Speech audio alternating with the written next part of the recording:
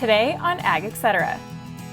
I visit with K-State canola agronomist Mike Stamm on why he thinks that canola production will rebound in Kansas following a growing season where acreage was down. Then K-State Research and Extension and Kansas Wheat team up to bring you wheat variety performances in western Kansas. Then I meet with this week's Young Leader in Ag, Brody Nemecek. Learn how Brody's path led him to Butler Community College and what endeavors he has in his future for the ag industry. Finally, I visit with K-State Beef System Specialist Jaymelynn Farney about the option of grazing standing corn. Learn about this approach for corn that won't be taken to grain. It's all coming up on Ag Etc. Stay tuned. I'm Bob Swartz, and I've devoted the last 43 years to helping Kansans reach their retirement goals and to protect the family farm.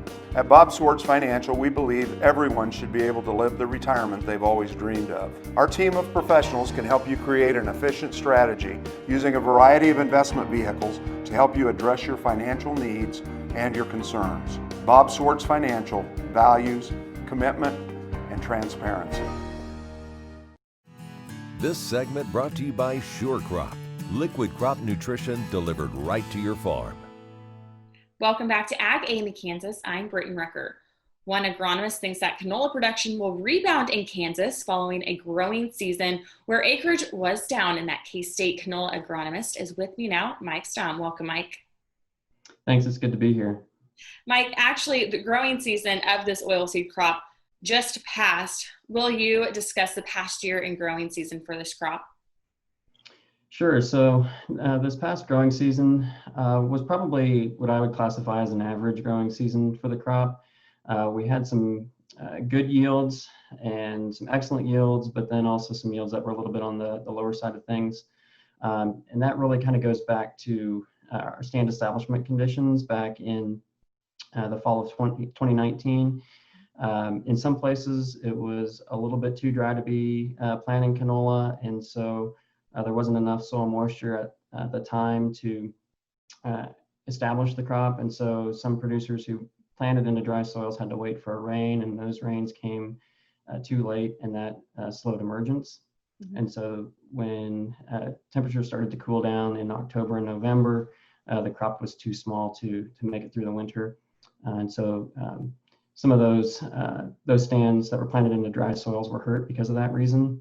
The same holds true for other producers who had to wait for rain to plant, and then it was too wet to plant, and thus they planted late, and then the canola was also too small, and so the cold temperatures that we experienced in October and November then caused the same issues. So we saw a little bit of winter kill in those fields where the canola was small, but where producers were able to get it established on time and in that optimum window, the canola did really well. Absolutely. And Mike, there's actually some new technology on canola varieties that'll be available to producers soon that will hopefully lend to more canola production in Kansas. Yeah, we're really excited about those new technologies. One of the technologies that we are currently working on in our breeding program is looking at developing hybrid parent lines that will produce hybrids that are well adapted to the Southern Great Plains. So hybrid winter canola is not new to the Southern Great Plains, but what will be new is that we'll have hybrids that are developed specifically for our weather conditions that we have here in Kansas. And so we feel that those hybrids will have an advantage over some of the technologies that have been on the market previously. Mm-hmm. We're also starting to incorporate a new Roundup Ready trait into some of these hybrid parent lines, and there are some new benefits that come with that technology.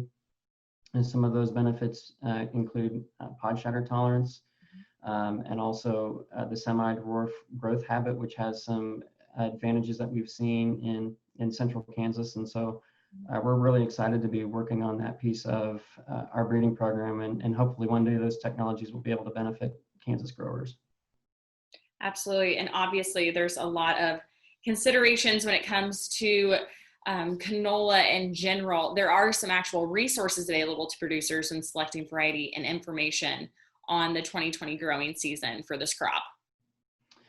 Yeah, so if you're looking at growing canola, I definitely recommend getting your hands on variety trial data that we've published through Kansas State. And so if you go to the K-State Agronomy website and go to our crop performance testing page, you can find variety trial results for canola. I actually have the Great Plains Canola Production Handbook sitting here, and that's really the kind of the Bible for canola production in our region. So if producers have any questions about how to grow canola, that's a really good resource that they can access to learn more about the questions they might have. Awesome. Well, Mike, thank you so much for being on the program. I appreciate it. You bet. Thank you for the opportunity. I'm Britton Rucker, and this has been Ag AM in Kansas. These days, no one can afford to take the risk of being without financial protection against high health care costs, not even for a few days. Kansas Farm Bureau Health Plans offer short-term health care coverage to fill in those temporary gaps. Short-term health plans can provide you with medical coverage when you are between health plans, helping lower your potential financial risk. Learn more at kfbhealthplans.com or contact a Farm Bureau financial services agent near you. Welcome to the Western Kansas Wildlife Travel Center, right here in my hometown of Oakley, Kansas. We're the front door of Western Kansas, located on 3 main highways, I-70, US 83, and US 40. And all those roads lead to history, beautiful scenery, and adventure, no matter which direction you go. We now have an IHOP. That brand that you've trusted up and down the road in all your travels is staffed with local folks, real people just like you and me, and we're waiting on you to join us. So for fun, adventure, fuel up, fuel your body, and let's have some fun.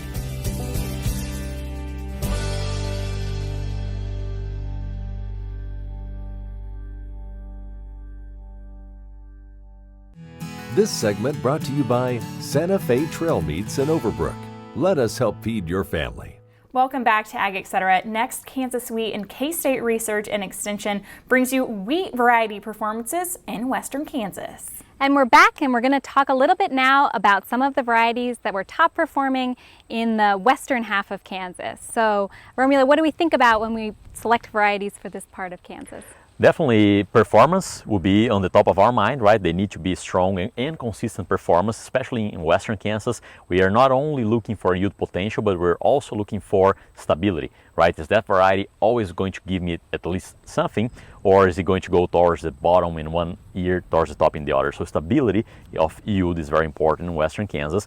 But some more direct agronomic things that we are looking for are drought tolerance. If we look back in 2020 and how dry it was, it really shows why that's such an important trait in Western Kansas.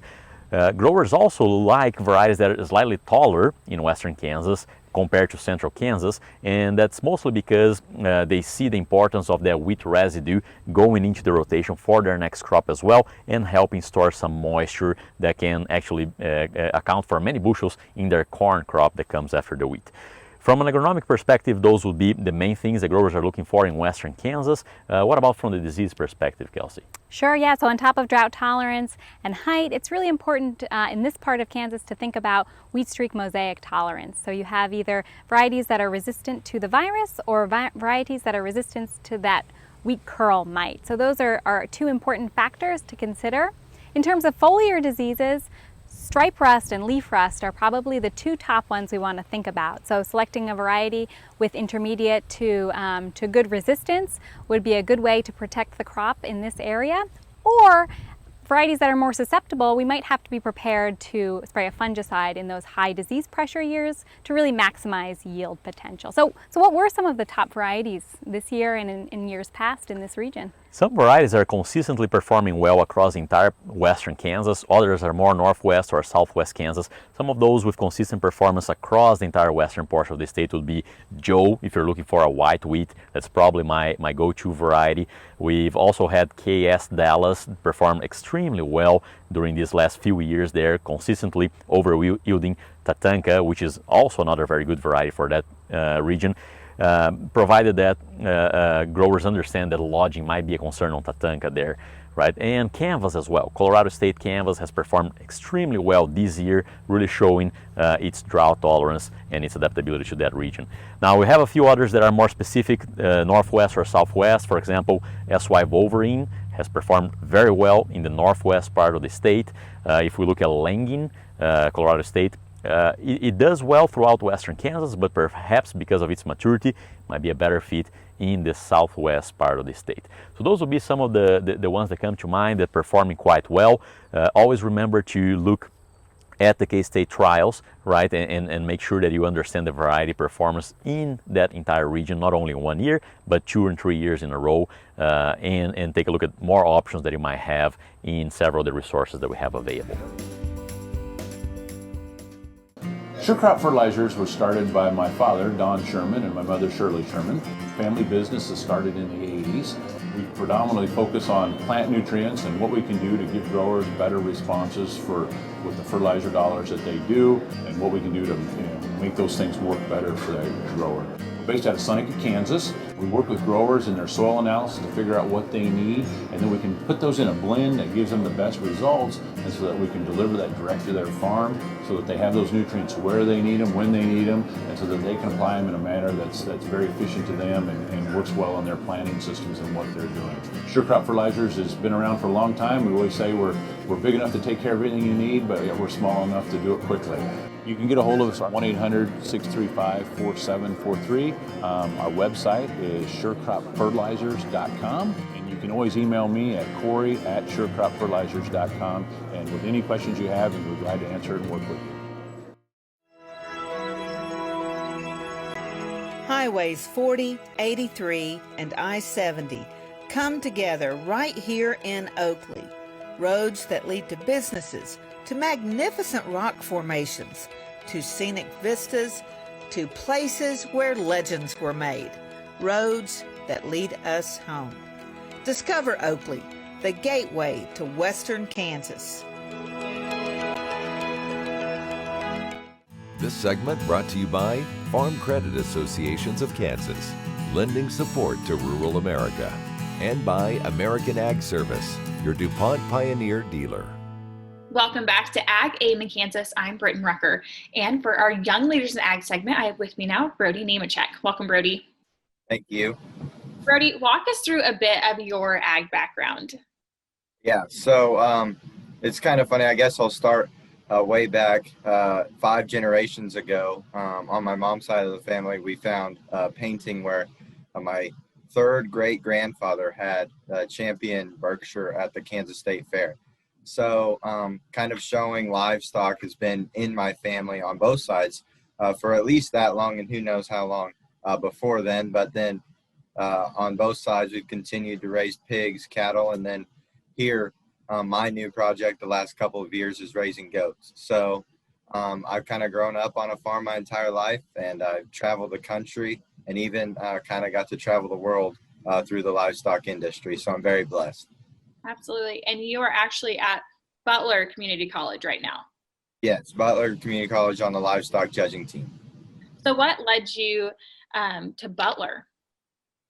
Both of my parents judged livestock in college, and they both went to K-State. And it's kind of been a thing that I've done for a long time. And specifically the judging team, my 4-H team had a lot of success traveling the nation and competing at national contests. And so I decided I wanted to compete at a collegiate level. In doing so, you only have 4 years of eligibility, and you can only use the first 2 at a junior college. So from there, I kind of narrowed it down between Butler, Hutchinson Community College, and then Redlands down in Oklahoma, and then visited those 3, and Butler just felt like home. And I could tell from my visit, and I know it sounds cliche, but it just felt like the right place. So that's kind of how I came to Butler. Yeah, absolutely. And Brody, kind of last question to wrap up, probably loaded question, but where do you see yourself going in the ag industry in the future? Yeah, so after Butler, I plan on going to K-State. You know, my mom is employed by them, so I get a pretty good employee discount from scholarship and tuition standpoint. So I'll probably go to K-State, and then I'm not quite so sure what my degree will be in yet. I know it'll be in agriculture, but I've worked for a vet the last couple summers, and then I've also grown and dealt a lot with pigs and commercial pigs as well. So I don't really know exactly which direction in agriculture I want to go, but I would like to see myself working with animals and livestock on a daily basis, and just getting to kind of be around what I've been around my entire life. I wouldn't trade it for anything in the world. So it's kind of hard to see where you're going to be in 10 years because, the industry itself, technology itself is constantly changing. So, just kind of see where it goes and try to be on the cutting edge, I guess, for what it can be for agriculture. When we return, we discuss the best methods to practice when it comes to grazing standing corn. At Farm Credit, we partner with America's farmers who work hard each and every day to grow the food that we all enjoy. It's not an easy task, but it's an important one. Farm Credit is proud to work with farmers and ranchers, lending support in rural America. The Kansas Wheat Innovation Center in Manhattan is rediscovering ways to get improved varieties and new genetics in the hands of farmers faster. Grower-led and checkoff-funded research initiatives are bringing about positive change. This grassroots leadership provides a strong voice in Topeka and Washington, D.C. Now is the time to partner with Kansas Wheat in moving wheat forward. Kansas Wheat Commission and Kansas Association of Wheat Growers. Farmers investing in their future and yours. Log on to rediscoverwheat.org. ValleyVet.com is your one-stop shop for your every animal need. From prescription meds, vaccines, equipment, and more for the ranch to the show ring. Shop ValleyVet.com for fast shipping and great prices. Valley Vet Supply. This segment brought to you by Sure Crop. Liquid crop nutrition delivered right to your farm. Welcome back to Ag Aid in Kansas. I'm Britton Rucker. There's been a ton of inquiries from you cattle producers recently about putting cattle on corn stands that have been hindered by weather. I have with me now K-State Beef System Specialist Jaymelynn Farney to discuss this option further. Welcome, Jaymelynn. Thank you. Glad to be on the program. Jaymelynn, on your podcast, you recently brought in a beef cattle specialist from the University of Kentucky to discuss this in more detail. I did. It was Dr. Jeffrey Lemcooler was the guy who I had on my podcast. And if you're interested in finding out more information than what we're going to be talking about here, the podcast is Dr. J's Beef. And if you are just on your computer, you can just Google Dr. J's Beef Podcast and you can find it. But it's also on iTunes, Google Podcast, and Spotify as well. Absolutely. And you actually kicked around the idea of putting yearly steers on corn stalks in this fashion. And we did. And actually, when I was visiting with Dr. Lemcooler, we had talked about different stages of cattle and different stages of corn. So one thing, when he really got started in his evaluation of looking at corn as a forage for cattle, he was thinking about it from the grass-finished perspective in Wisconsin when he started his career. And as we were talking, he really kind of likes grazing stalker calves or growing calves on corn when it's in about the V6 to 8 stage, all the way up to R2. Now, for those of you who are like me that are cattle producers who are learning about crop stuff, V6 just means there are 6 leaves on the corn plant. When you get to R2, it's in the reproductive stage. It's blistering on your ear corn. R1's when you see tasseling. And we kind of had talked about that's the ideal phase to graze, especially your grower calves, because you have a lot of tonnage. That's usually when your leaf is at the highest quality, and you don't have as much starch in your grain to worry about acidosis and bloat issues. Now, we also had talked about for overwintering your cows on mature standing corn, which is something that we've been seeing a lot about in popular press articles lately, especially when they interview folks that are in the northern United States or Canada. That is something that they use instead of having to haul hay on a regular basis. And in those instances, you can really utilize that forage for your cows. It's a great feed. You do have a few other things you have to think about, especially, things that we always talk about, downed corn. minimizing that amount of starch that goes to your cow to about 10 to 12 pounds of corn a day.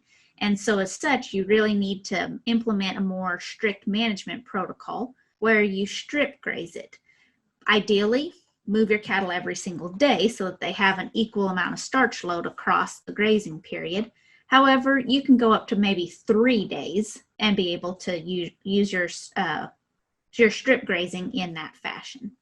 So that was just a few of the high points off of that discussion.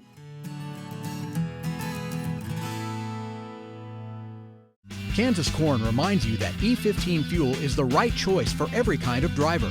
For the car enthusiast, E15 has higher octane. For the thrifty driver, E15 is priced lower than regular unleaded. For the nature lover, E15 provides cleaner air. For the shopper who buys local, E15 has more ethanol from our Kansas corn farms. Choose E15 for a higher octane, lower price, cleaner American fuel. Message from the Kansas Corn Commission. Learn more at kscorn.com. In 1821, a trade route was opened from Missouri in the United States across prairies and mountains to Mexico. In 2021, we will mark 200 years of epic conflicts and grand adventures, larger-than-life personalities, and sweeping landscapes. Join us on an historic journey. The Santa Fe Trail lives on. Find us on social media or santafetrail.org. Okay, looks like it's time for our tour. Welcome to the Fort Wallace Museum. Here at the museum, you're going to find some really interesting stuff like our replica stagecoach from the Butterfield Overland Dispatch. We've got facades from the fort buildings. We've got an 1870s flag. There's a plesiosaur that was discovered locally. We've got the Ray pump organ collection. We're a little bitty place with a great big story, and we'd love to have you. This segment brought to you by Kansas Farm Bureau, the voice of agriculture. To join today or for more information, go to kfb.org or find us on Facebook and Twitter. So, Jaymelynn, is there any specific method that works best with grazing and standing corn? Really and truly, the strip grazing is what you need to do. Corn, it's kind of a one and done. When the cattle graze it, the plant doesn't just regenerate a bunch of new leaves like our sorghum sedan does. And so when you strip graze, it allows you to really have one water source, which that's another thing that's great if you're looking at managing for water and fencing in your crop ground, because of course most crop ground does not have a permanent water source. But you put your water source at one end of your field, and then you allocate a specific portion of the pasture based on the number of head you have, number of days, and how much corn is out there, especially if you're looking at the mature corn. And then you allow them to graze so long, and then you move your fence every about 3 days is kind of the most. And your cattle just keep going back to that same water source. And when we were visiting, Dr. Lim Cooler and I hadn't thought of this, but this is a really neat managerial practice to determine whether your cattle are getting enough forage or when you need to move your fence. But he actually puts a hay bale over there by the water source. And when that hay intake is drastically increased, you know you need to move your cattle to the next paddock or the next strip. And so that's another little management tool I thought was very interesting that he had brought up. When you're grazing that vegetative green corn, you don't have to worry quite as much about the starch issues, but on your mature, make sure that you keep 10 to 12 pounds of about corn for your cattle during a given day. So one of your biggest benefits, I think, is it gives producers one extra tool in their toolbox to be able to maintain their cow herds in instances of drought. If you are a dual operation where you've got both cattle and crop systems, if your corn just isn't going to make, it gives you some way to make some revenue off of your corn. And our gains can be fairly good, especially as equitable to most other warm season annuals that we have available. So those are all some positives. And, my number one use of corn, drought-stressed corn, is in making silage. And, there's a lot of benefits to using your corn in that fashion. But I realize that not everybody has the equipment, the knowledge, the ability to feed silage, especially, in the cow-calf sector of our industry. So using the grazing corn is actually more positive for a lot of the producers, as they don't have to worry about that equipment or, I've never put up silage before. What do I do? Where's my first step? So that's another, tool. Now, the negatives, like I said, there is some more management that goes into it.